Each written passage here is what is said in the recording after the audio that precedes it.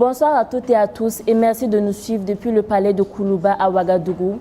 Je suis Lalia Mardia Koulibaly, journaliste présentatrice à Deni Voice et je suis très heureuse de vous accueillir dans cette émission spéciale avec une personne tout aussi spéciale, le président de la transition, chef de l'État, le capitaine Ibrahim Traoré himself. Bonsoir, Monsieur le Président. Bonsoir. Excellence, Monsieur le Président. Cet entretien est une première dans notre pays et nous vous remercions pour votre disponibilité à parler aux enfants et avec les enfants. Je ne suis pas seule pour conduire cet entretien, je laisse chacun se présenter. Bonjour Monsieur le Président. Bonjour. Je me nomme Warren Ashken Ninkema, journaliste reporter à Défi Junior. Bonjour. Je suis Keita Abdourahman. Je suis correspondant scolaire et journaliste présentateur à Deni Voice. Bonsoir Monsieur le Président. Bonsoir. Je m'appelle Yaro Leila Rosine, journaliste à Défi Junior. Merci, chers camarades. Excellence, Monsieur le Président de la transition. Qu'est-ce que ça vous fait d'être interviewé par les enfants journalistes? D'accord, bonjour à tous. Et merci d'être là. Je dois dire que je suis ému d'abord. C'est la première fois aussi que je rencontre des enfants journalistes avec un art oratoire sans pareil. Félicitations à vous. Ça me fait beaucoup de plaisir et je pense que ce serait un moment d'échange entre nous et que vous pourrez apprendre beaucoup de choses donc à l'issue, aussi bien que moi aussi, d'apprendre beaucoup de choses de vous. Merci, Monsieur le Président. Nous aussi sommes heureux d'avoir ces moments avec vous. Pouvez-vous nous parler un peu de votre enfance et de votre parcours professionnel avant d'être président de notre pays? Je suis né dans un village qu'on appelle Kera, qui se situe dans la boucle de Mouhoun,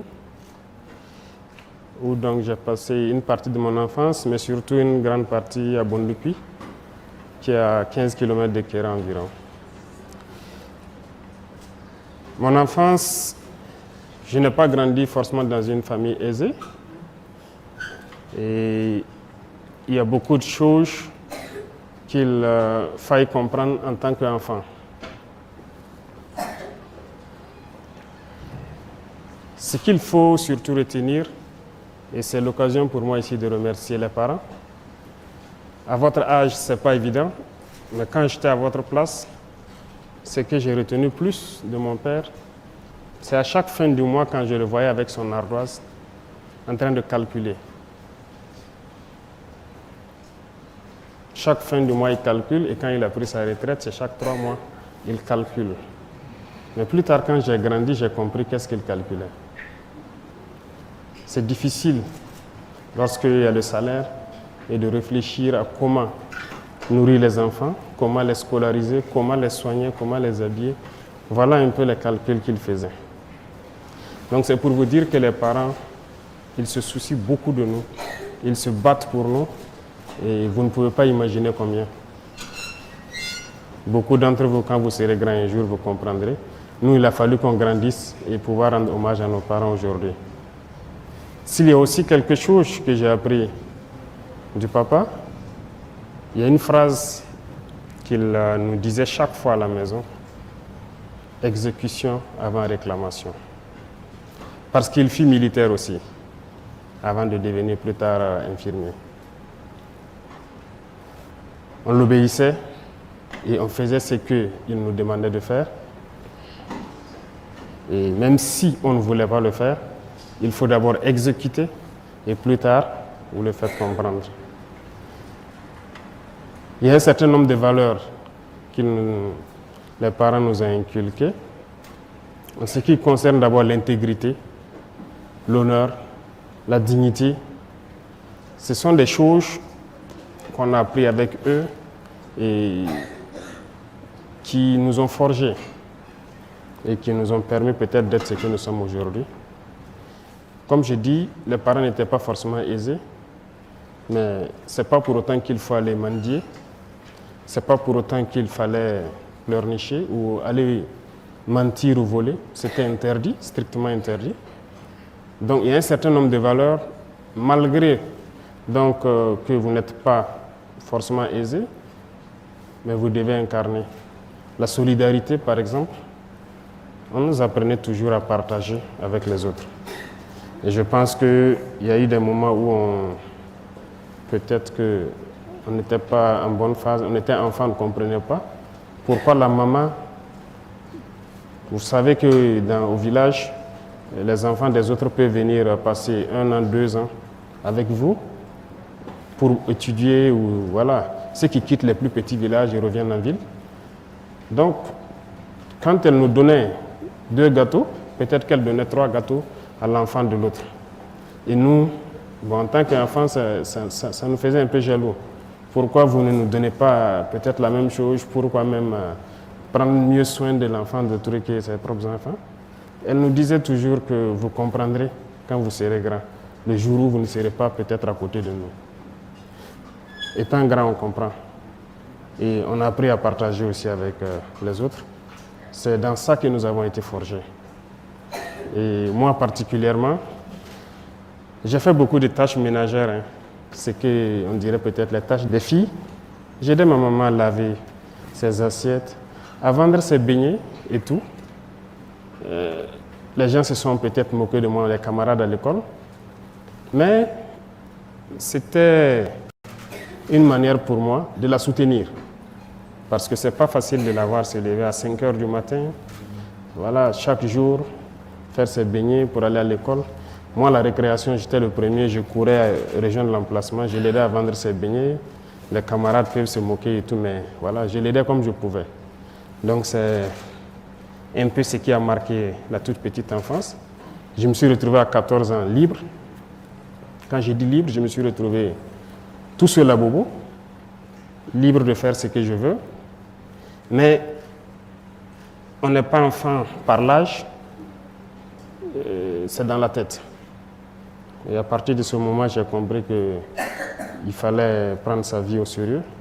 Parce que quand je dis libre, à 14 ans, vous êtes libre de faire ce que vous voulez. Vous avez le choix d'être paresseux, de ne plus travailler, de ne plus aller à l'école, mais aussi de continuer à poursuivre.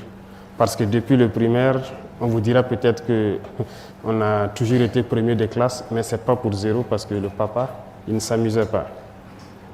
Il prenait tout son temps pour nous instruire à la maison. Et les week-ends, lorsqu'il te donne un problème ou des opérations ou une dictée et que tu n'as pas réussi, tu ne manges pas le petit déjeuner. Voilà un peu comment ça se passait. Mais ça nous a forgés et ça fait de nous aujourd'hui les hommes que nous sommes. Et nous souhaitons pouvoir être à la hauteur et transmettre cela aux enfants que vous êtes. Et je pense que chaque parent devra donner le meilleur de soi-même et vous aussi d'être reconnaissant et de reconnaître donc le travail que les parents font pour nous soigner, pour voilà, prendre soin de vous. Voilà un peu résumé, je peux dire ma tendre enfance, comment ça s'est passé, qu'est-ce qu'on a vécu. Votre parcours professionnel. Il faut dire qu'il y a une chose aujourd'hui, je suis le chef d'État, mais j'étais, comment je vais dire, j'ai fait le primaire, le secondaire, l'université comme tout le monde, mais l'amour d'être militaire m'a toujours habité. Comme je l'ai dit, le vieux était militaire avant d'être infirmier. Depuis l'enfance, ces rangers, ces casques lourds qui étaient à la maison, je les portais. Donc, je sais qu'ils savaient que j'ai l'amour du métier, mais la maman n'a jamais souhaité avoir un enfant militaire. Et au CM1, j'ai fait le concours de l'excellence. Et au CM2, il y a mon maître qui voulait coûte que je passe le concours de Britannique. Mais la maman s'est opposée farouchement. Elle a vu la souffrance sûrement du papa en tant que militaire, donc elle ne voulait pas qu'un de ses enfants soit militaire. Elle a refusé. J'ai continué à bosser. J'ai un penchant scientifique, ce qui a fait que j'ai fait une filière scientifique jusqu'à l'université, où j'étais en géologie. Voilà. Après le bac, j'ai souhaité encore rejoindre l'armée, mais elle a refusé. Mais quand elle me refusait quelque chose, je ne pouvais pas forcer, parce que si tu forces, ce n'est pas bien. Donc j'ai continué.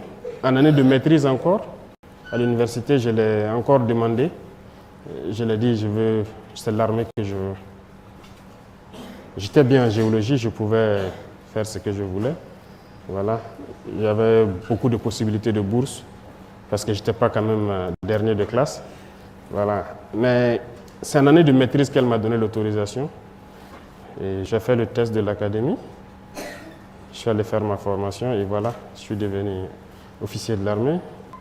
Moi, j'étais convaincu. Si elle m'a donné sa bénédiction, elle m'a dit de le faire cette fois-ci. Donc, j'étais convaincu et je savais ce que je faisais. C'est pour vous dire que, comme je disais, 14 ans, vous vous retrouvez tout seul dans une grande ville. C'est pas facile. J'étais au lycée mixte Dakarville, par exemple au secondaire, mais je logeais à Sarfalao, qui fait environ 7 km. Mais je vous dis que j'ai marché pendant un bon moment. Matin et soir, je marchais, je revenais, jusqu'à ce que peut-être il y a un ami d'un grand frère qui m'a prêté son vélo. Mais je croyais en ce que je voulais. C'était, comme je dis chez nous, c'est une conviction. Ce que le papa nous a appris depuis l'enfance, comme je vous dis, il nous encadrait. On avait toujours envie d'être meilleur. Et ça fait qu'on ne lâchait pas. L'objectif, c'était d'être toujours meilleur à l'école. Et ça fait que rien n'a pu nous détourner. Et l'éducation qu'on a reçue, même si on ne mangeait pas, ce n'est pas pour autant qu'il faut se décourager. Oui, parce que les 3 années, le secondaire, ça n'a pas été aussi simple. Ça a été un peu difficile. Un repas par jour, très souvent. Mais ce n'est pas grave. J'ai cuisiné moi-même, je faisais tout moi-même. Mais il fallait être concentré sur l'objectif. Ce qui m'importait, c'est qu'en fin de trimestre, voilà, je dois avoir telle moyenne et c'est tout. Donc c'est ce qui nous a guidés, si je peux dire. Est-ce que ça vous satisfait ou bien je dois vous détailler encore certains points qui vous ont... Non, merci, ça suffit. D'accord. Je passe la parole à mes collègues pour la suite de l'entretien. D'accord. Monsieur le Président, l'on constate que beaucoup de nos frères et sœurs ne sont pas à l'école à cause du terrorisme. Que prévoyez-vous pour accompagner et faciliter leur scolarisation? Vous avez parfaitement raison. Beaucoup ont été déscolarisés de force à cause donc de ce phénomène qui nous endeuille. Je pense qu'à cette rentrée, nous avons pu quand même faire ouvrir beaucoup d'écoles. Mais il faut dire que l'ambition pour nous, c'est de pouvoir créer des écoles modernes. Des écoles modernes en ce sens qu'il faut d'abord créer de vraies agglomérations où il faut créer toutes les structures socioprofessionnelles. Et l'école fait partie. Nous réfléchissons tous les jours à créer des écoles modernes. Parce que aujourd'hui, il y a beaucoup de villages qui ne peuvent pas retourner où les gens ont dû abandonner. Actuellement, les gens sont dans certains centres. On a créé un cadre pour que les gens puissent étudier. Mais ce n'est pas le meilleur cadre pour nous. Donc, nous souhaitons faire retourner les gens dans les grands centres, mais nous souhaitons créer des écoles modernes, c'est-à-dire où les enfants peuvent s'épanouir. Il ne s'agit pas d'avoir une classe avec des effectifs, de 100 et quelques assez pléthoriques, où les instructeurs ont du mal à instruire. Sinon, cela existe déjà. Nous avons mis un certain nombre de conditions. Mais l'objectif, c'est de créer vraiment, de construire des écoles modernes. Cette année, on a pu construire quelques écoles dans certaines villes déjà. C'est vrai que les gens n'ont pas l'information, mais peut-être que bientôt le reportage sera fait. Des écoles ont été construites avant même les vacances, dans certains centres où il y a eu assez de déplacés. Mais l'objectif, lorsque nous ramenons les gens dans leur école, nous voulons créer de nouvelles écoles où les enfants vont apprendre et être très bien épanouis. Donc ce processus aussi est en cours. Nous avons ouvert beaucoup d'écoles à cette rentrée-là. Donc beaucoup d'élèves ont repris les cours. Beaucoup de centres qui étaient fermés ont repris. Mais nous sommes dans le processus de construire de nouvelles écoles modernes pour que les enfants puissent étudier et avoir les mêmes chances que ceux qui sont dans les zones non affectées. Excellence, Monsieur le Président. On aimerait bien savoir que fait le gouvernement pour garantir la protection des droits et la sécurité des enfants au Burkina Faso. Je pense que c'est la mission principale du gouvernement. Tout le combat que les gens mènent, c'est pour garantir donc, les droits des enfants, si je peux dire. D'abord, le droit à la vie qui est un droit pour tout le monde. Tout le monde a droit à la vie. Donc tout ce que nous mobilisons, tout ce que nous faisons actuellement, c'est de combattre ce terrorisme-là. C'est pour garantir d'abord le droit à la vie. Et qui dit droit à la vie, droit à la protection donc des enfants. Vous voyez, lorsqu'un père prend les armes, généralement pour combattre le mal, ce n'est pas pour lui qu'il le fait, c'est pour vous les enfants. S'il prend l'arme et qu'il fait face à l'ennemi, il est prêt à mourir, mais c'est pour assurer donc votre protection, c'est pour vous protéger. Donc c'est notre devoir de créer ces conditions pour que les hommes puissent se battre, mais assurer la protection des enfants que vous êtes. Aujourd'hui, nous vivons une situation, mais nous espérons que vos vies soient meilleures que les nôtres. Que ceux qui n'ont pas droit à un certain nombre de privilèges aient ce droit-là demain. Parce que nous sommes convaincus que cette condition peut être réunie au Burkina Faso. Donc nous devons combattre ce mal, assurer votre droit à la vie, qui est le droit élémentaire, assurer donc votre protection, mais aussi que vous puissiez accomplir vos devoirs, parce qu'il n'y a pas que le droit. Je crois que vous le savez bien, l'a dit, les droits et devoirs. Autant on assure vos droits, on met tout en œuvre pour que vous puissiez exprimer et faire vos devoirs. Donc c'est la tâche primordiale du gouvernement, de tout mettre en œuvre pour que vous puissiez grandir et vous éduquer dans des conditions assez sereines. D'accord? Est-ce que j'ai répondu à votre question à peu près? Merci beaucoup. D'accord. Monsieur le Président, on constate qu'il y a beaucoup d'enfants vivant avec un handicap qui ne sont pas scolarisés par manque d'écoles adaptées ou parce que leurs parents n'ont pas assez de moyens. Que pouvez-vous faire pour résoudre ce problème? Vous avez parfaitement raison. Et nous avons aussi fait les mêmes écoles. Et comme vous le dites, on a souvent constaté qu'on ne fait pas trop attention à ce volet-là depuis un certain temps. Nous avons fait des écoles où, par exemple, pour ceux qui sont handicapés moteurs, on n'avait pas prévu rien que les rampes pour les permettre d'accéder à l'école et tout ça. Mais je pense que ce sont des choses qui sont en train d'être rattrapées actuellement. Et comme je vous parlais tout à l'heure, nous sommes en train de vouloir construire des écoles modernes. Il y a ceux, par exemple, les handicapés moteurs, ils auront leurs droits élémentaires qui peuvent être respectés dans ce genre d'école. Handicapés visuels, je pense que le braille est en train de se développer. Donc il y a beaucoup de facteurs que nous sommes en train d'étudier pour intégrer dans ces écoles modernes dont je parle. Il faut prendre en compte justement les enfants vivant avec les handicaps pour qu'ils ne se retrouvent pas en marge. Et ceux qui n'ont pas les moyens, je veux vous dire quelque chose, l'objectif est de rendre l'école gratuite. Il y a beaucoup de pays où l'éducation est gratuite. Ici, c'est possible. C'est possible parce qu'on a passé le temps à nous faire comprendre, comme je l'ai dit, que nous sommes pauvres, mais nous nous rendons compte que nous ne sommes pas pauvres.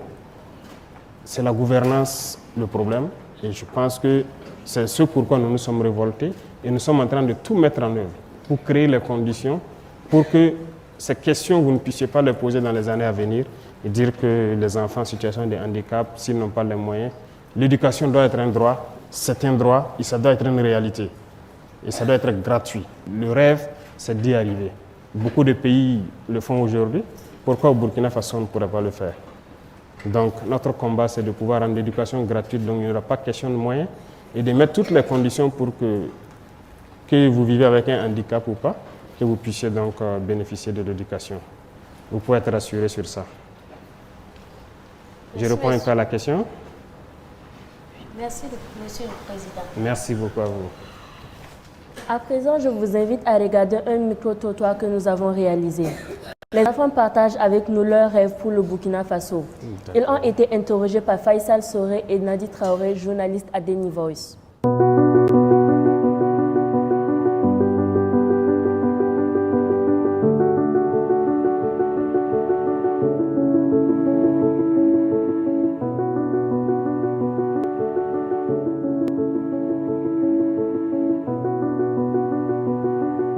Je m'appelle Baga Divine Lorissa Tirawan.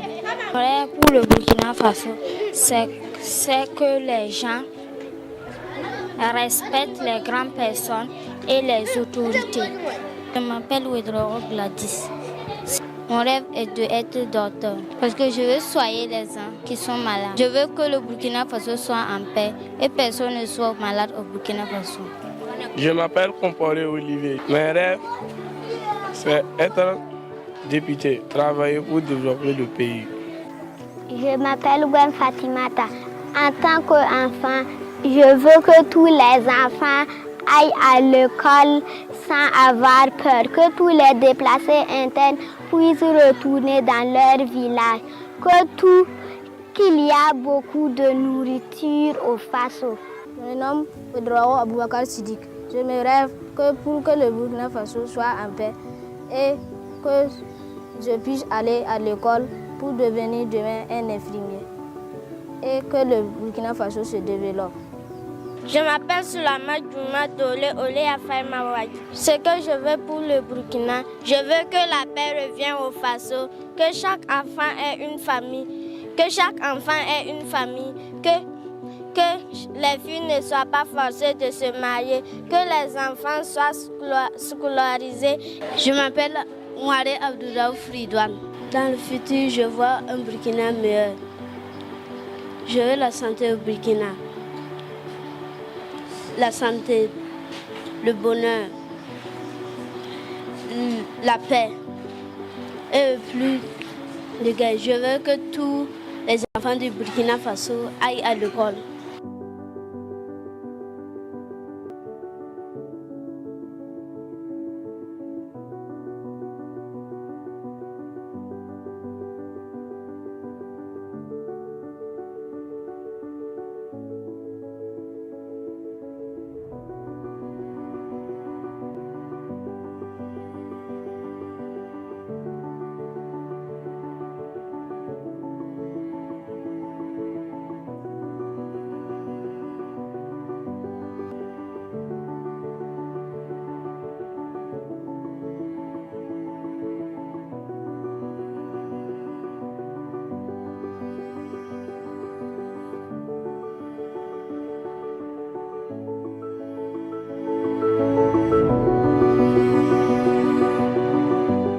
Monsieur le Président, réaction après ce que vous venez de voir. Il y a un de vos camarades, c'est Ridouane, c'est ça, qui dit qu'il rêve d'un futur, voilà, du Burkina Faso, où il y a le bonheur, la paix. Il a résumé beaucoup de choses. C'est aussi notre rêve. Beaucoup parlent de la paix, retourner à l'école et tout. Je vois que vous n'êtes pas des enfants dans l'esprit. La situation vous a rendu adulte. Et c'est tout ce que nous avons comme conviction aussi. Il faut que la paix revienne, que vous retournez à l'école, que chacun retrouve ses camarades, que vous puissiez communier, que vous puissiez partager, que vous puissiez vivre l'enfance. Nous avons vécu plus ou moins en paix. Et si aujourd'hui les enfants n'arrivent pas à vivre ce minimum d'amour qu'ils ont pu partager là, ça nous met mal à l'aise. Donc le combat, c'est de ramener cette paix-là. Et aussi, comme il a dit, un avenir meilleur, le bonheur, le développement, c'est possible. Parce que je peux vous assurer que vos enseignants et en tout cas les pédagogues sont à pied d'œuvre pour créer les conditions pour que vous puissiez apprendre le Burkina réel. Parce que ce que nous avons appris, ce n'est pas forcément bien pour la tête. Qu'est-ce que je veux dire par là? Par exemple, on ne vous dit pas toutes les potentialités du Burkina. Il faut qu'on puisse vous enseigner cela. Donc vos manuels scolaires vont sûrement changer. Les gens sont à pied d'œuvre pour inscrire dedans les réalités. Nous avons appris beaucoup de mensonges, parce que c'est ce que l'impérialisme a voulu qu'on apprenne. Mais nous voulons changer cela avec vous. Que vous appreniez les réalités du Burkina et qu'on puisse se mettre au travail ensemble et pouvoir faire sortir le pays donc, de cette situation. D'accord? Et c'est bien possible. Manger à sa faim, c'est possible. Il l'a dit.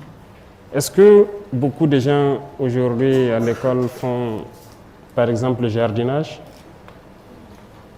Nous, je sais que chacun avait une partie dans le jardin de l'école. Matin et soir, on arrosait nos arbres.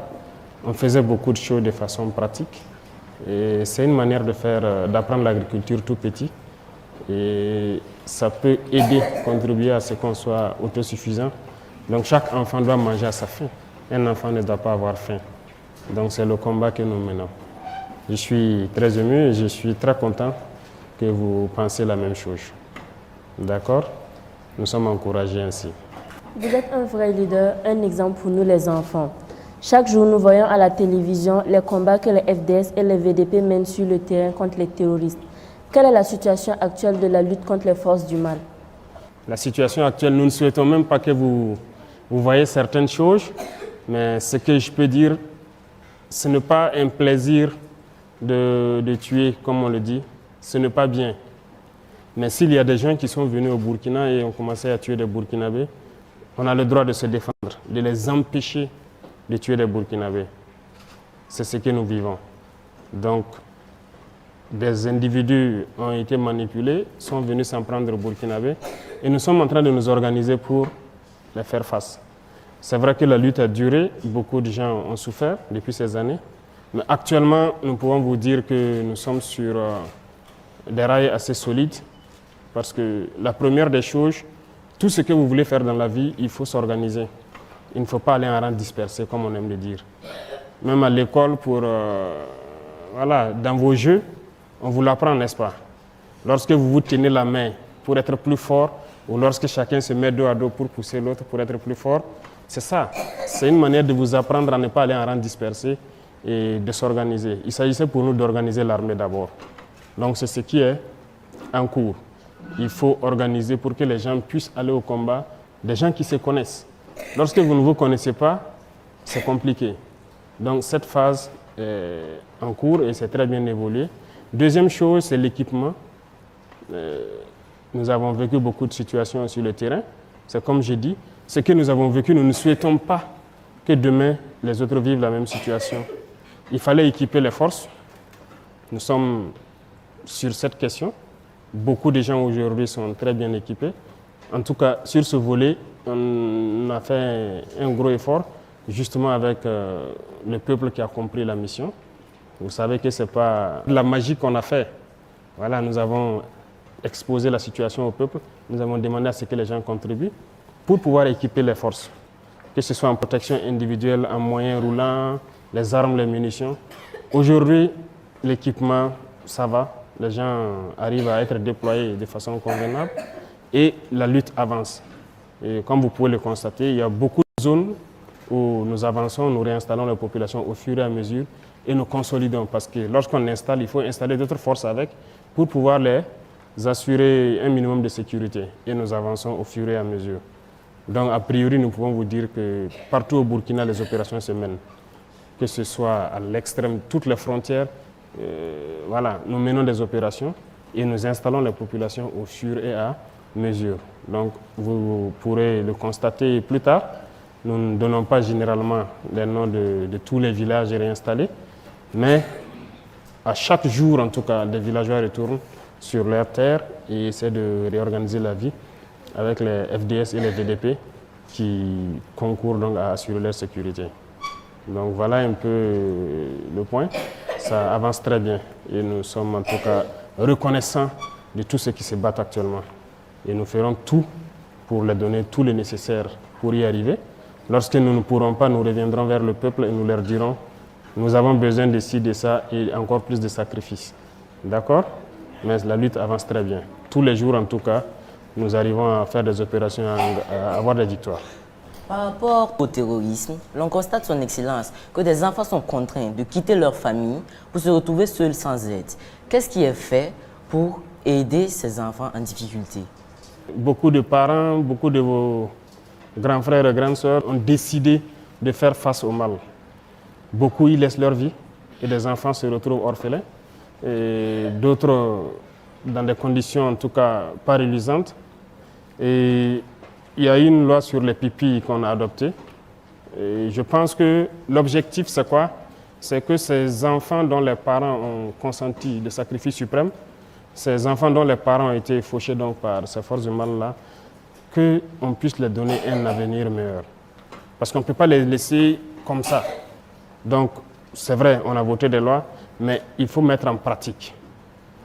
Actuellement, la réflexion est en cours pour créer dans quelques centres des écoles qui puissent accueillir d'abord ces enfants-là, qu'ils puissent être internés, qu'ils puissent apprendre, en plus de cours pédagogiques que vous apprenez, des métiers et autre chose. Il y aura des réformes dans les jours à venir donc, sur le système même éducatif, mais c'est parce qu'il y a des départements qui ont été instruits pour prendre en compte cette problématique-là et créer des centres, en tout cas de formation, des écoles, où on apprend et l'enseignement normal et puis les métiers aussi.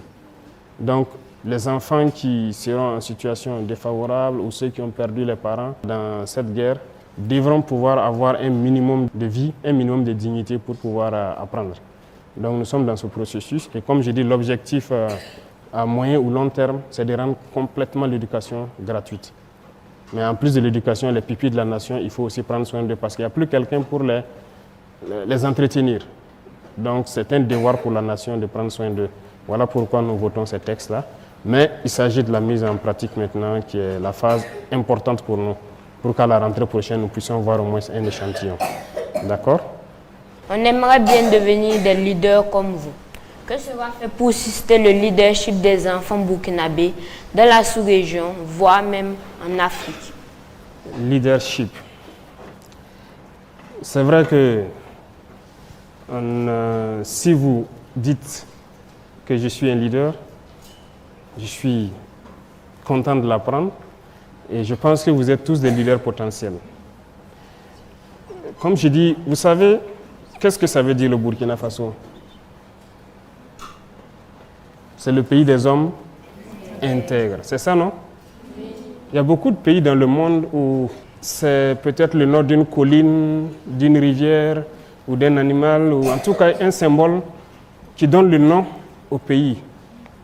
Rares sont ces pays, je ne connais pas la signification de chaque pays, mais rares sont ces pays où on définit la qualité des hommes. Est-ce que vous comprenez? Burkina Faso, les hommes qui y vivent doivent être des hommes intègres. C'est le pays des hommes intègres. Donc, il y a beaucoup de valeurs que vous devez d'abord incarner, des valeurs que vous devez apprendre et faire, appliquer. Ça commence par là. Et lorsque vous pouvez appliquer ces valeurs-là, vous devenez un modèle au sein de vos camarades. L'intégrité est une valeur très très importante. L'honneur. Je pense qu'il y a un petit bouquin, et on espère que ça pourrait être partagé un peu partout, et que l'éducation civique et morale dans les écoles on puisse vous apprendre toutes ces valeurs-là. Qu'est-ce que c'est que l'honneur? Qu'est-ce que c'est que l'intégrité? Qu'est-ce que c'est que la solidarité? Il y a beaucoup de valeurs. Lorsque vous développez ça autour de vous, vous êtes un modèle. Et votre parole doit être une parole d'honneur. Est-ce que vous comprenez? Donc, nous allons instaurer donc dans vos cursus là un certain nombre de cours qui puissent vous permettre déjà dégager l'assurance de pouvoir être des modèles pour vos camarades.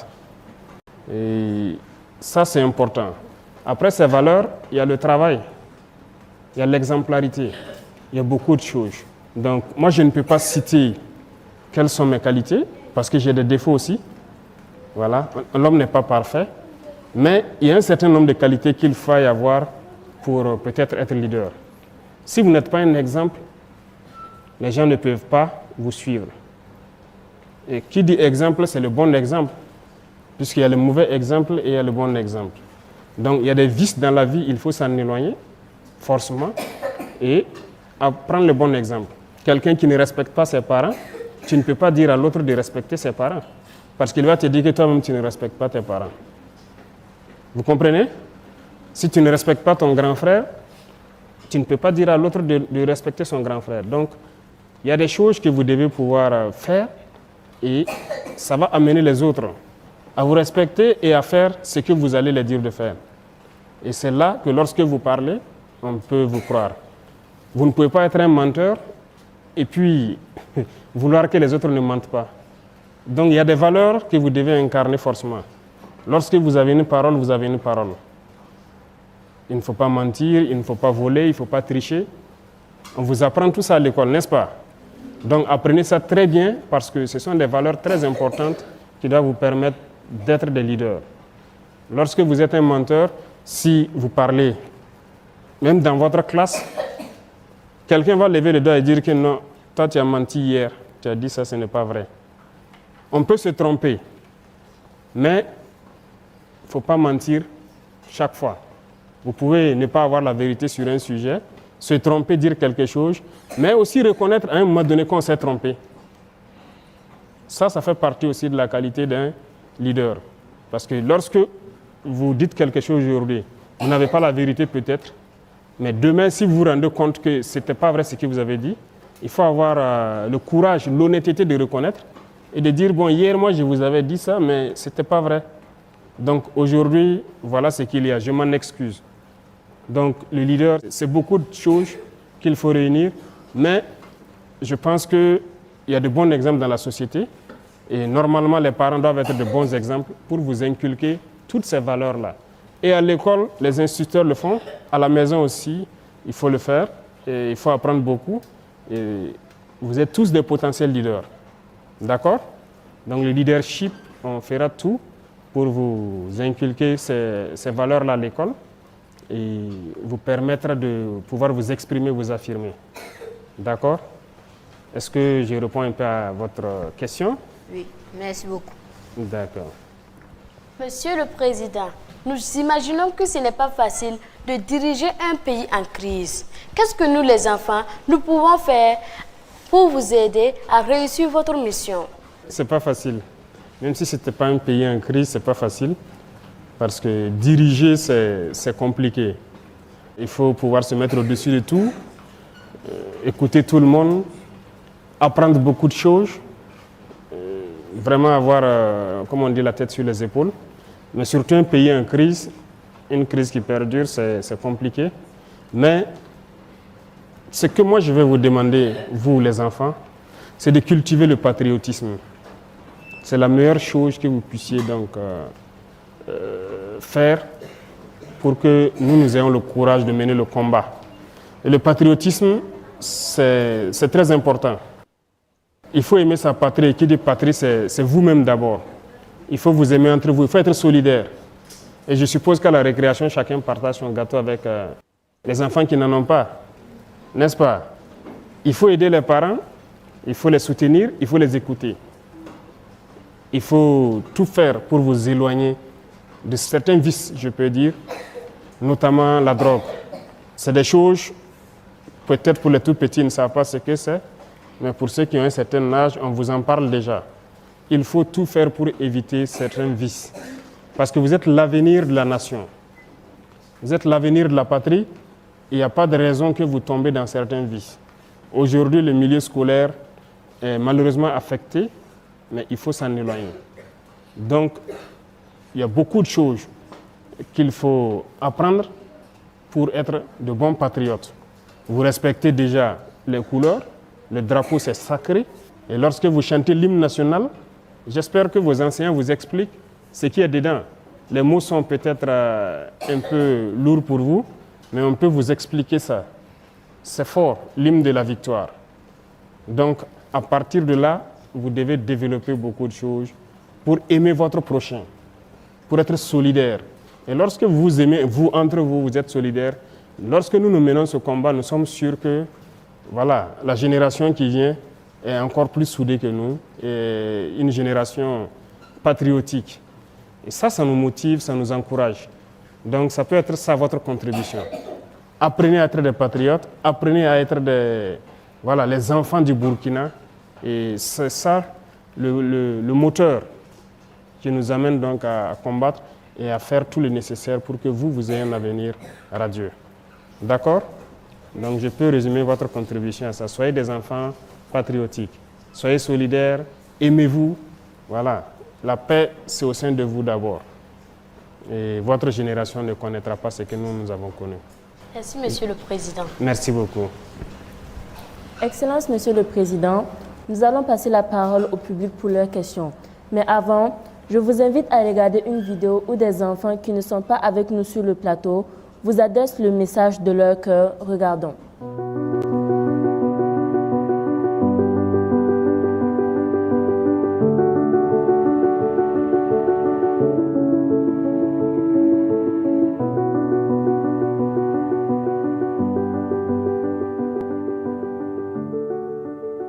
Je m'appelle Toukone Jennifer. Je veux que le président surveille les Burkinabés et qu'il fasse finir le terrorisme au Burkina Faso. Je m'appelle Kompori Radia Oudat. Je veux que le président sorte parler et que les enfants respectent le code de la route. Je m'appelle Namono Célestin. Monsieur le Président, est-ce que vous avez une solution pour nous, puisque nos camarades déplacés puissent tourner dans leur localité? Monsieur le Président, nous allons Côte d'Ivoire, aller au Nyalmande, mais école Fana Nyalmande, ne fait minina fait, aka seko bella jenike, kasira kele genga banga dura, ola demsenu be kashira ta école d'Israël. Je m'appelle Ilbudo Ornella. Je veux qu'il baisse les prix de nourriture pour qu'on puisse manger bien et partir à l'école. Je m'appelle Foulama Brian. Je veux que le président du Faso paye la scolarité de tous les enfants qui n'ont pas l'argent pour payer leur scolarité et qu'il leur donne beaucoup à manger.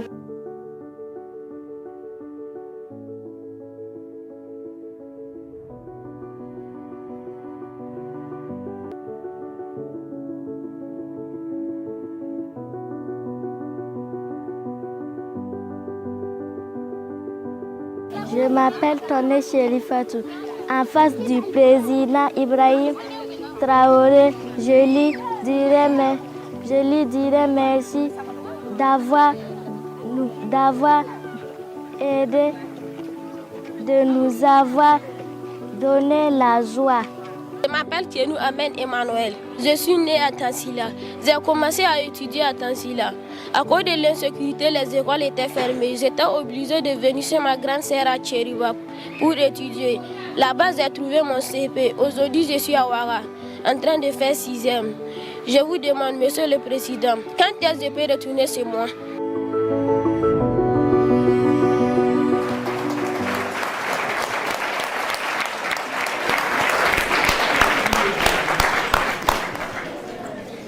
Monsieur le Président, réaction après ce que vous venez de voir. Vous êtes une force pour ceux qui se battent. Lorsqu'ils vous voient, ça les encourage.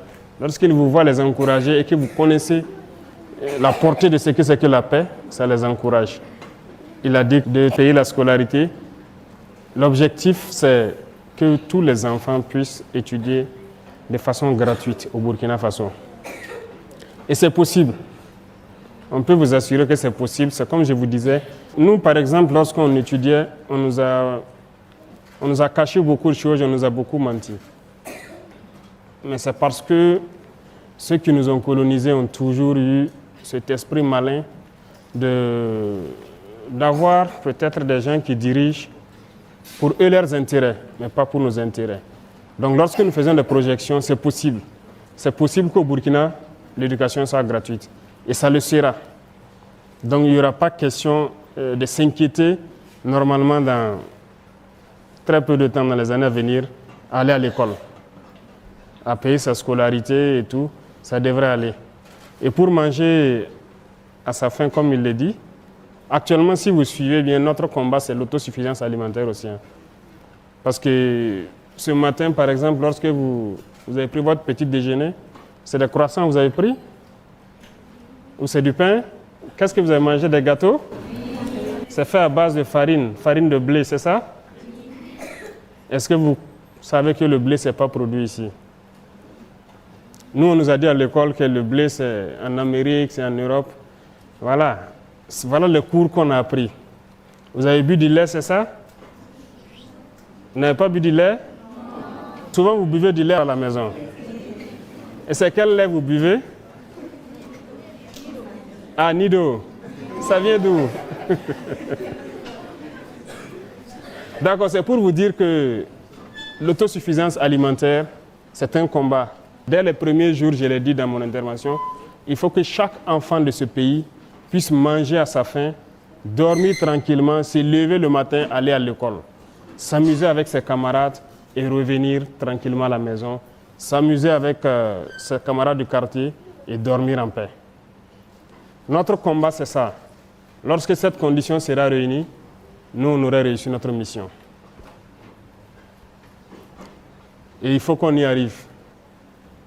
Et lorsqu'on se fixe un objectif, on fait tout pour l'atteindre. nous avons conscience que Dieu nous a tout donné ici. Je vous disais tout de suite, le blé, on nous a dit, nous, à l'école, c'est comme si on ne peut pas le faire ici. On nous a menti. On cultive le blé ici. Ça marche bien. Et nous allons le développer. Des gens ont commencé. Cette année, j'ai pu voir des gens qui l'ont fait dans le cadre de l'initiative présidentielle. Et on m'a dit qu'il y a quelques années de cela, des particuliers l'ont essayé et ça marche. Donc, actuellement, nous sommes en train de semer du blé dans certaines superficies dans l'initiative présidentielle. Ce que vous mangez doit être produit ici. Donc, voilà pourquoi j'ai dit, on va vous apprendre beaucoup de choses et on va réviser le contenu de ce qu'on vous apprend. Pour ceux qui prennent le café, on nous avait fait comprendre que vos chocolats, le café et autres, c'est dans les pays où il pleut parce qu'ici c'est la savane, c'est le désert, il ne pleut pas, on ne peut pas cultiver. On nous avait encore menti, c'est faux. Le café pousse bien, le cacao ça pousse bien. Il y a des gens qui ont des champs ici et ça produit très bien. Même à Ouagadougou ici, il y en a qui ont des arbres de cacao dans leur cours. Ça veut dire que les chocolats que vous pouvez envier chez les enfants qui sont dans des familles un peu aisées, tous les enfants peuvent manger les chocolats au Burkina. Nous avons découvert, c'est possible. Le lait, pourquoi on doit importer? On peut le faire. C'est pour vous dire qu'il y a beaucoup de choses, on ne nous avait pas dit la vérité. Vous, vous avez la chance et on vous l'apprend et on vous promet qu'on fera tout pour que vous mangez à votre faim. Et comme on le dit, vous allez manger bien le matin pour aller à l'école, aller bosser gratuitement, manger à midi, vous amuser, revenir le soir, vous amuser au quartier, bosser vos cours, réviser et dormir. C'est le rêve que nous éprouvons. Tant que les enfants du Burkina ne seront pas dans ces conditions-là, notre combat ne s'arrêtera pas. D'accord? Donc, on sait que ce sont vos aspirations et c'est normal, c'est légal. Tout parent se bat pour ça. Même ceux qui n'ont pas d'enfants se battent dans l'espoir d'avoir des enfants et de prendre soin d'eux pour qu'ils vivent dans des conditions meilleures que eux et qu'ils puissent être meilleurs que eux. C'est le combat de tout le monde, de toute génération. Nous avons la chance, Dieu nous a tout donné. Partout au Burkina, vous savez que partout on cultive. Partout. Au Sahel, là on vous dit que c'est le désert, ce n'est que le sable. On peut produire. Nous, on nous a beaucoup menti à l'école, mais c'est le formatage des colons. Il nous fait comprendre cela pour qu'on ne réfléchisse pas. Mais on s'est rendu compte que tout est faux. Si Dieu a laissé beaucoup de lacs dans ce désert-là, il sait pourquoi. On peut tout cultiver au Burkina, on peut tout faire. La terre est fertile. Et il y a des choses tellement naturelles au Burkina qu'on n'a même pas planté, mais qui étaient là. N'est-ce pas? Est-ce que le karité, vous avez appris à planter des karités? Vous êtes né trouvé, non? Ça a l'état sauvage dans la nature. Vous savez que c'est un don de Dieu. C'est beaucoup de choses qui sont dans les karités. Vous avez le beurre de karité, qui est de l'huile, c'est important. Vous savez qu'il y a du chocolat dedans? Voilà, il y a beaucoup de choses. Il y a 7 sous-produits dans le karité. Vous avez le néré, qui est un produit naturel. Beaucoup de choses. Ce n'est pas uniquement les ressources sous le sol. Même sous le sol, on nous avait appris que le sol est ferralitique ici, c'est pas trop riche, tout est faux. Vous voyez, aujourd'hui, il y a beaucoup d'or au Burkina. Mais c'est seulement mal géré. Et notre mission, c'est de pouvoir bien gérer ces ressources-là et vous entretenir, prendre soin de vous pour que vous soyez dans vos droits élémentaires de bien vivre, d'aller à l'école et qu'on puisse vous protéger. Et aussi que vous puissiez accomplir vos devoirs. Parce que vos devoirs, c'est très important. N'est-ce pas? Il faut faire vos devoirs. Il ne faut pas se limiter uniquement aux droits. Lorsque les gens vous disent que vous avez des droits, ajoutez et des devoirs. Vous avez des devoirs envers vos parents, envers vos aînés, envers la patrie. Vous avez des devoirs. Quelqu'un a parlé de feu, la circulation et tout ça. Vous voyez, vous pouvez voir des grandes personnes ne pas respecter le feu, ne pas respecter certaines choses dans la circulation. Mais il y a des écoles où on vous apprend, et on souhaite que ce soit dans toutes les écoles. Il ne faut pas être ce genre d'adulte-là. le civisme. Vous voyez que des gens peuvent rouler, ils boivent son sachet d'eau, ils jettent, pendant qu'on peut trouver une poubelle et mettre dedans. On doit nettoyer, on doit rendre notre cadre de vie propre. C'est un devoir citoyen, c'est du civisme. Vous voyez aujourd'hui la maladie de la dengue qui nous fatigue. On fait beaucoup d'efforts, les médecins, les infirmiers. C'est le lieu de les rendre hommage d'ailleurs. Je vois que beaucoup d'enfants souhaitent être médecins et tout, pour que les gens soient en bonne santé. Mais est-ce que vous savez que cette maladie, principalement, c'est de la saleté? Les gîtes, quand on parle de gîtes larvaires, vous voyez l'eau sale qui est dans la rue, les moustiques se posent dessus parce qu'eux, ils veulent ça pour se développer. Et nous, on crée les conditions pour que les moustiques aient ça pour se développer. On est beaucoup sale, il faut le reconnaître, donc il faut beaucoup assainir. Peut-être que les plus grands regardent un peu la télé. On a lancé une initiative la semaine passée, l'initiative présidentielle pour le développement communautaire. L'objectif, c'est d'assainir nos villes. Voilà. L'épidémie sévit beaucoup plus à Bobo et à Ouaga, les deux grandes villes, mais c'est parce que nous sommes sales. Ceux qui jettent les sachets dans les rues, ça part obstruer les caniveaux, d'autres jettent l'eau sale, ça reste là. Dans nos quartiers, on n'arrive même pas à creuser nous-mêmes les caniveaux. On va faire sortir les gens vont travailler. Voilà, les 6 mètres où il n'y a pas de caniveau et tout, chacun va donner quelqu'un, on va creuser. Si on a du ciment, on met pour drainer les eaux vers les grands caniveaux et sortir de la ville. Le civisme, ça compte beaucoup. Vous devez apprendre ça et vous devez chaque fois reprocher donc, aux adultes qui n'ont pas le bon réflexe, tout poliment, lorsque quelqu'un jette de l'eau sale quelque part ou quelqu'un jette un sachet ou en tout cas fait quelque chose qui n'est pas civique, de trouver la formule très polie de lui rappeler ça. Et je pense que si un enfant te rappelle de ne pas jeter un sachet dans la rue, tu dois avoir honte.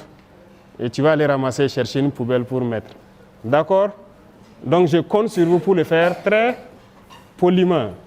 Voilà, si le tout petit comme ça voit un adulte jeter un sachet dans la rue et puis il dit « Ah tonton, il faut ramasser le sachet là, pourquoi tu jettes ici ?»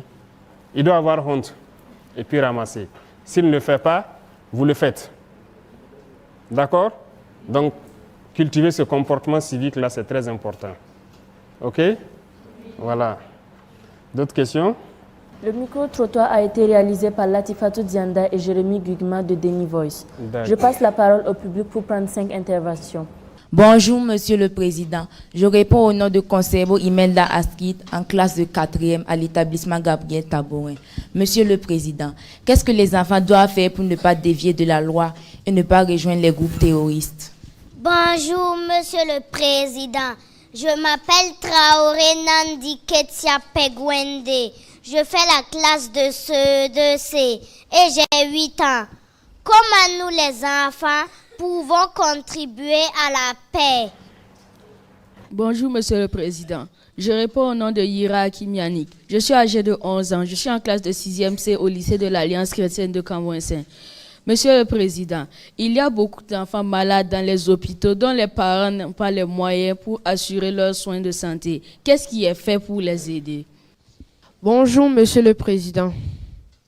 Je me nomme Koulibaly Suleiman. Je suis élève en classe de 4e à l'école Enko Ouaga Campus. Ma question est la suivante, Monsieur le Président. Quelles sont les mesures prises par votre gouvernement pour lutter contre le mariage des enfants et leur emploi dans les zones d'orpaillage? Bonjour, Monsieur le Président. Je me nomme Ouedrago Kenza. J'ai 12 ans, en classe de 4e C, au collège Saint-Jean-Baptiste de la Salle.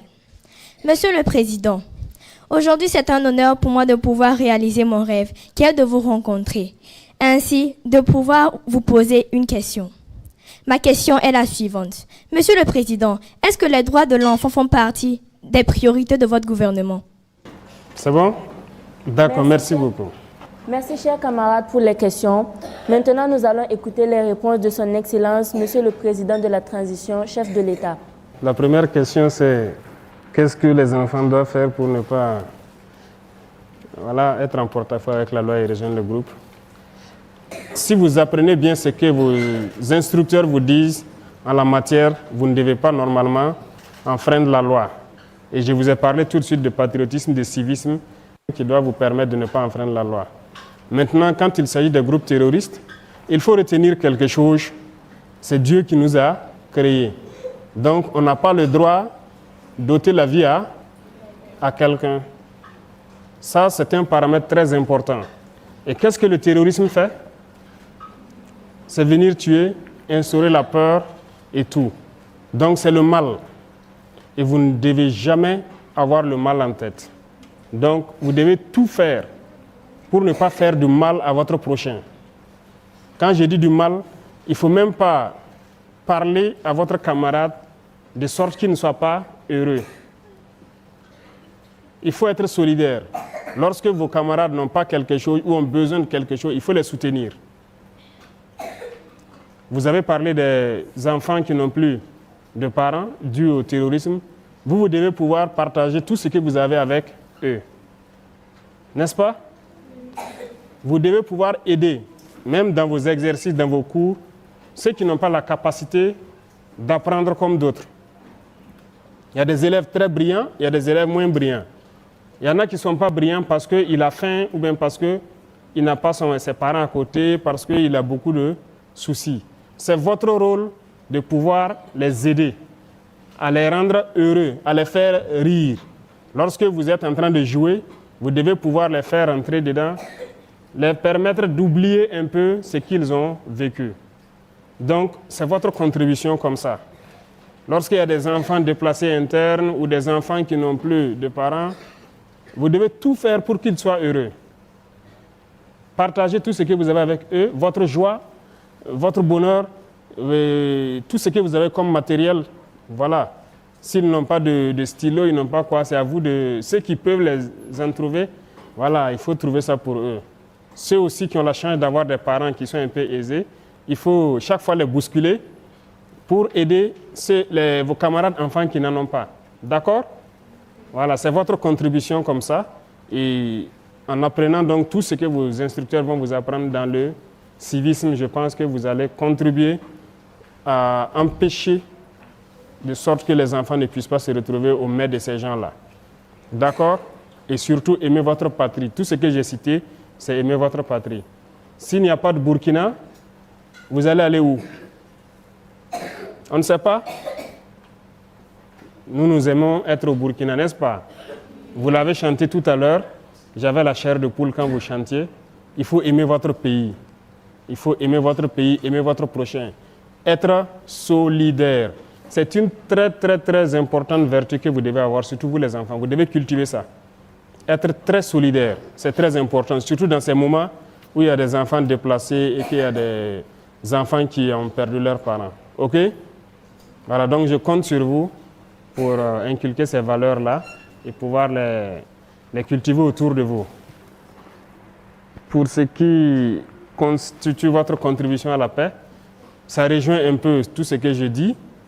Vous contribuez déjà beaucoup en encourageant les forces, en exprimant ces valeurs que vous êtes en train d'apprendre, en restant très poli, en restant des gens qui écoutent les personnes adultes, en tout cas qui vous donnent de très bonnes leçons, en restant des gens qui écoutent leurs instructeurs, les parents, les aînés, voilà, vos grands frères, vos grandes sœurs, tout ce qu'ils vous donneront comme éducation, il faut le prendre. Je vous ai parlé de certains vices, on vous le dira à l'école aussi. Ce n'est pas bien de fumer, ce n'est pas bien de tricher, ce n'est pas bien de... Voilà, on va vous dire beaucoup de choses, il ne faut pas le faire aussi. D'accord? Et vous contribuerez donc à avoir un pays en paix. D'accord? Pour les enfants malades, je pense qu'il y a déjà une loi qui dit qu'il faut, les enfants d'un certain âge, les soins gratuits, mais on doit reconnaître que ce n'est pas effectif partout. Les soins sont gratuits pour les enfants d'un certain âge, mais la réalité, dans certains centres, peut-être ils ne disposent pas de médicaments ou de toute autre chose. Actuellement, le combat, c'est de ramener le niveau donc, de beaucoup de structures sanitaires à un niveau assez, en tout cas, confortable pour pouvoir prendre soin des enfants. Et pourquoi ne pas même mettre en place un hôpital mère-enfant? Le projet est en cours. C'est un terme donc des médecins, hôpital mère-enfant comme l'hôpital pédiatrique qui est ici, où on va soigner uniquement les enfants en fait. Donc, il faut développer les capacités de ces hôpitaux-là. Ce sont des processus qui sont en cours pour pouvoir donner le meilleur donc, de nous et prendre soin des enfants jusqu'à un certain niveau, les prendre en charge gratuitement. Aujourd'hui, il y a beaucoup de choses pour certains maux qui sont pris en charge gratuitement. On ne souhaite même pas que les enfants aient ça, mais il se trouve qu'il y a des enfants, par exemple, qui ont des maux comme les cancers.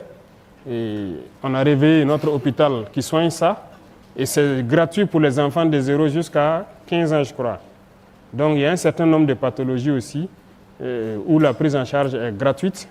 Mais nous travaillons à ce que dans une frange d'âge donnée, lorsqu'un enfant ne se sent pas, il part à l'hôpital, il puisse tout avoir gratuitement.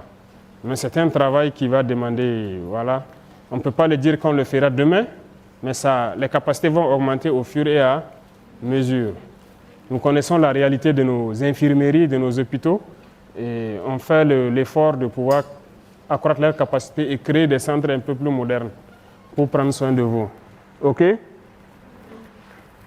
L'autre question, c'est le mariage et puis les sites d'orpaillage. Il y a beaucoup de textes qui sont en train d'être revus. Comme je vous ai dit, il y a des choses qui ne cadrent pas avec notre temps. Et c'est ça qu'on appelle les réformes. C'est ce qu'on est en train de faire. Il y a beaucoup de textes qu'on est en train de relire. Dans ces textes-là, c'est ce qu'on appelle le code des personnes de la famille. OK? Voilà. Même le code pénal, tout ça, c'est en relecture.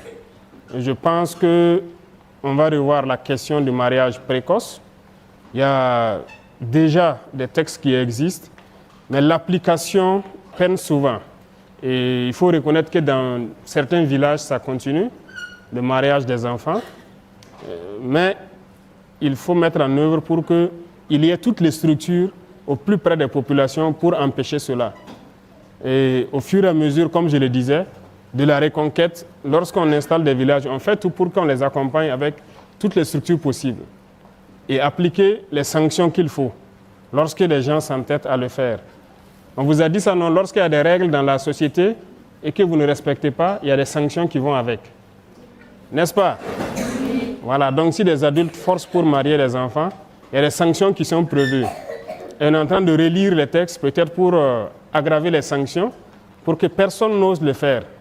D'accord? Voilà.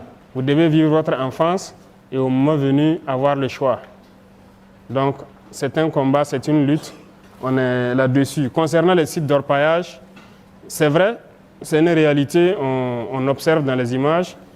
Et nous aussi, on a été sur le terrain, on a constaté beaucoup. Les enfants qui y travaillent. Actuellement, nous sommes en train de chercher d'abord à mécaniser. Même les sites artisanaux, on veut tout mécaniser. Si nous arrivons à rendre l'éducation gratuite, tous les enfants vont aller à l'école. Vous pensez qu'ils vont aller encore sur les sites d'orpaillage? Non. Donc si l'école devient gratuite et qu'on arrive à manger à notre faim, vous ne verrez plus d'enfants sur les sites d'orpaillage. Les enfants ne partent pas là-bas par plaisir, parce qu'ils sont très exposés. Il y a des produits chimiques tels que le mercure, le cyanure. C'est très dangereux. Ce n'est pas bon pour la santé et nous le reconnaissons. Et même les adultes qui y travaillent, comme je dis, on est en train de vouloir mécaniser pour qu'ils ne soient pas en contact avec ces substances-là, parce que ça détruit notre jeunesse. Beaucoup de gens ont des techniques pour mécaniser un peu l'orpaillage là. Et si nous arrivons à le faire et rendre l'enseignement gratuit, produire sérieusement pour que tout le monde mange à sa faim, je pense qu'aucun enfant ne va se retrouver sur les sites d'orpaillage. Si les droits des enfants font partie des priorités, les droits et les devoirs, c'est ce que je dis, d'accord? Mais les droits des enfants, c'est la priorité de tout le monde. Ce n'est pas de notre gouvernement seulement. Le premier droit, c'est le droit à la vie. C'est l'essence même de notre combat. Donc, c'est une priorité. Le droit à l'éducation, c'est l'essence de notre combat. Tout de suite, je vous disais quoi? Nous, on nous a menti. On ne veut pas que vous, on vous mente. C'est l'éducation. Qu'est-ce qu'on doit vous mettre dans la tête pour que le pays se porte bien? Donc, c'est un droit que nous puissions mettre tout en œuvre pour vous apprendre les réalités du Burkina, ce qui est bien pour le Burkina et que vous soyez de très bons Burkinabés. Donc, ce droit à l'éducation-là, qu'on le veuille ou pas, si on veut que ce pays reste Burkina, nous sommes obligés de développer ça. Donc, ça fait partie de nos priorités. Et comme je dis, tous ceux qui se battent aujourd'hui au front, FDS, VDP, c'est pour vous protéger. Lorsqu'un père se lève et prend l'arme, il part au contact de l'ennemi, c'est pour que ses enfants puissent vivre en paix. Lui, il est prêt à mourir, mais il veut protéger ses enfants. Donc, ça fait partie de vos droits, qu'on puisse vous protéger. Vous pouvez être rassurés, c'est tout le combat que nous menons. Et je résume encore à la même phrase que je dis. Il faut que vous, les enfants, vous puissiez manger à votre faim, aller à l'école tranquillement et dormir en paix. Donc, ça fait partie de notre combat. C'est ce pourquoi nous sommes là. Donc, ça fait partie de nos priorités. Et vous permettre d'accomplir vos devoirs. N'est-ce pas? N'oubliez pas ce paramètre. Il faut accomplir vos devoirs également. Voilà un peu, si je peux dire, la réponse aux 5 intervenants, si je me trompe. Autre question? Monsieur le Président, merci pour ces réponses. Excellence, Monsieur le Président de la Transition, chef de l'État. À l'occasion de la Journée mondiale de l'enfance, célébrée chaque 20 novembre, nous, les enfants du Burkina, avons un message à vous adresser. Notre message sera lu par Diko Leila de la province du Soum, chef-lieu Djibo. Excellence, Monsieur le Président, Mesdames et Messieurs, chers camarades, bonjour. Je reprends au nom de Diko Leila, âgée de 14 ans, en classe de 3e. Je suis journaliste présentatrice en langue nationale Fulfulde en défi junior.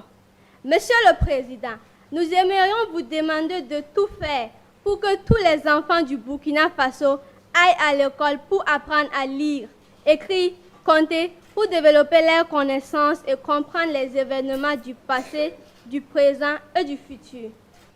Monsieur le Président, au nom de tous les enfants de toutes les régions du Burkina Faso, je vous demande de faire tout votre possible pour que les enfants déplacés internes aient un logement et jouissent de tous leurs droits.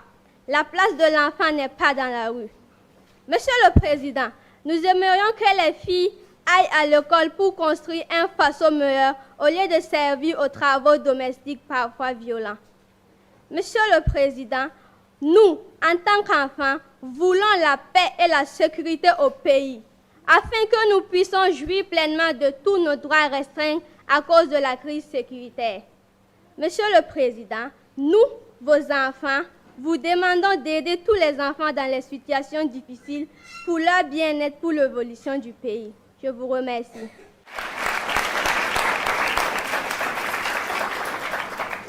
Merci beaucoup. Merci. Chers camarades journalistes, enfants du Burkina Faso, nous sommes presque à la fin de cet entretien exclusif. Nous allons à présent écouter le message solennel de notre invité très spécial, le chef de l'État, son Excellence, le capitaine Ibrahim Traoré.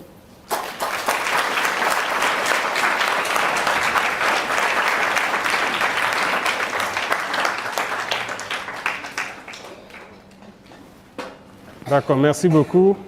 Et j'espère que nous avons passé de très bons moments.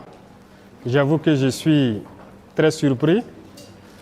À votre âge, ce n'est pas évident que je puisse faire ce que vous faites.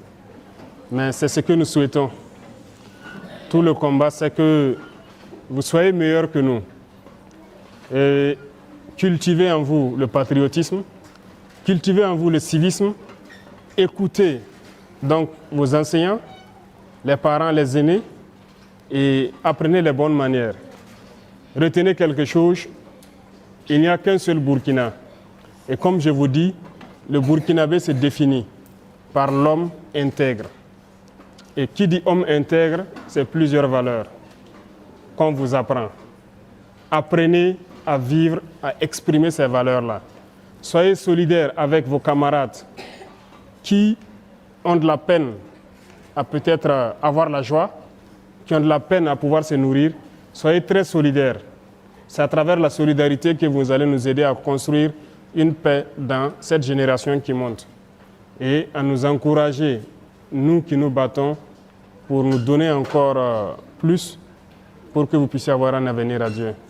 Soyez sûrs d'une chose, nous nous battrons pour que vous puissiez étudier dans de bonnes conditions et vivre dans de bonnes conditions. C'est l'essence de notre combat et nous pouvons vous faire le serment ici que nous n'allons pas trahir cet esprit de combat-là. Donc soyez rassurés et apprenez surtout à prendre soin de ceux qui ne seront pas à la même hauteur, que ce soit sur le plan matériel ou surtout pédagogique. C'est très important pour ceux qui n'ont pas pu finir l'année. Il y a un qui a quitté Tansila, qui s'est retrouvé à Kiriba, c'est ça, qui est actuellement à Ouagadougou. Il faut que vous puissiez vous aider. Tout le monde n'a pas la même capacité, mais vous avez ce devoir-là d'aider les autres. En tout cas, merci beaucoup d'être venu passer une journée entière avec nous. Et je souhaite que l'année scolaire qui a démarré soit une année de succès pour vous et que pour le Burkina Faso, ce soit une année de succès sur le terrorisme et que la paix puisse revenir et que ceux qui ont quitté leur localité puissent rejoindre et jouir de leurs droits et pouvoir exprimer leurs devoirs. Merci beaucoup à vous.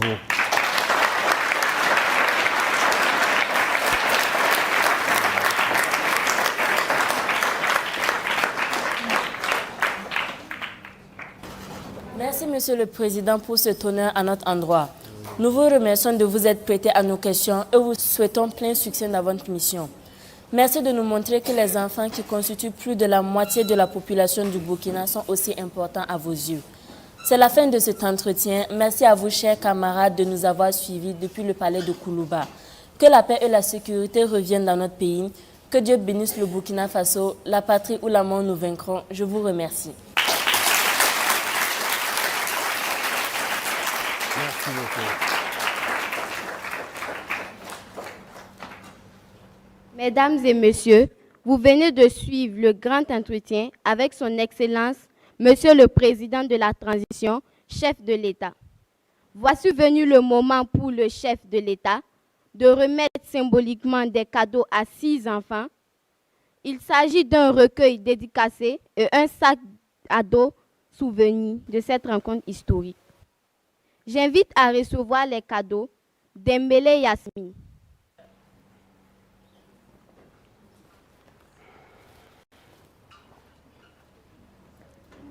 Ça va? Fais un bon usage, d'accord? Voilà. Et apprends ça à tes camarades, ok? Merci, beaucoup de courage. Dao Awa Nafisatou. Dao, ça va? Ça va. Fais un bon usage, apprends très bien et apprends tes camarades aussi, ok? Merci. J'aimerais prendre une photo avec vous. D'accord, allons-y. J'espère que vous prenez bien la photo. Hein. Merci. Touré Amadou. Touré. Fais un bon usage. D'accord. Voilà, beaucoup de courage. Zongo Colotin. Zongo, ça va? Fais un bon usage. Merci. Allez, courage. Anloum Ama Meivin. Allez, faites un bon usage. D'accord. Beaucoup de courage. Merci beaucoup. Redraogo Yanis. Fais un bon usage. Ok. Allez, beaucoup de courage. Les autres pourront entrer en possession de leurs cadeaux juste après le déjeuner offert par son Excellence le capitaine Ibrahim Traoré, président de la transition, chef de l'État.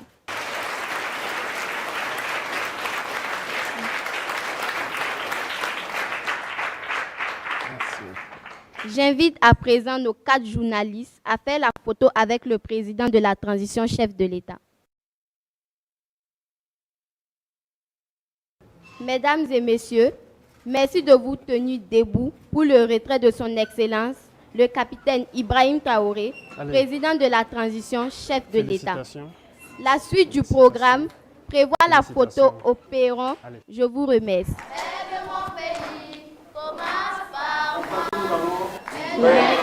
Merci beaucoup.